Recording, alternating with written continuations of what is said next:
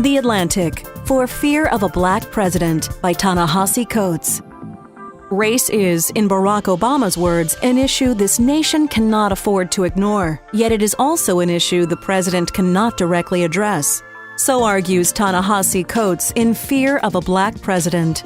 Drawing on original reporting and personal experience, the result is an essay that is at once politically insightful and morally persuasive. Foreign Policy, For Why Do They Hate Us by Mona Eltahawy. Why Do They Hate Us is a searing examination of the subjugation of women in the Middle East. This piece, wrote the National Magazine Award judges, crackles with passion and urgency. And Mona Eltahawy's personal experience lends credibility that no outsider could match. New York, For a Life Worth Ending by Michael Wolff. In this brutally honest account of his mother's painfully long goodbye, Michael Wolff describes the trauma facing all of us, as caregivers and ultimately as patients ourselves. A life worth ending is also an indictment of a health system that prolongs life even as it encourages human folly. The New Yorker, For Over the Wall by Roger Angell. Specific and restrained, yet deeply moving, Over the Wall records a personal history of loss. Readers will find themselves especially haunted by Roger Angell's notion of what the dead don't know. Long celebrated as a prose stylist, Angell deserves our deepest thanks for continuing to share his work with us. Orion, For State of the Species by Charles C. Mann.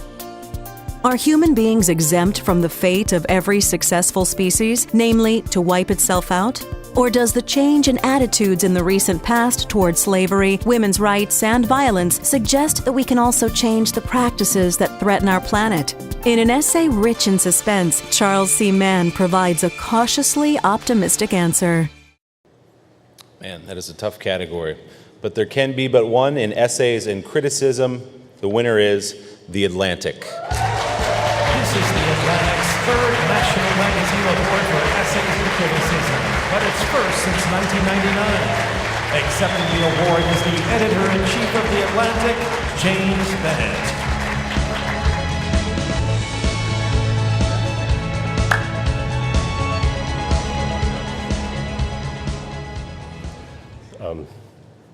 There's been a debate about race in America in the pages of The Atlantic since the time that slavery was legal in this country.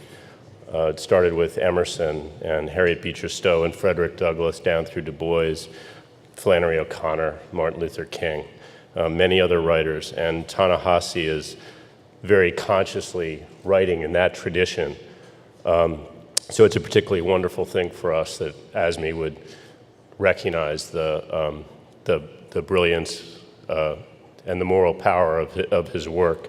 So all congratulations to Ta-Nehisi and the awesome magazine team standing behind him on the story, starting with Scott Stossel, our magazine editor, who has his hand in everything good that we do in the magazine, and edited this piece in particular, Jennifer Barnett, Janice Kane, Yvonne Rawlshausen, Corby Kummer.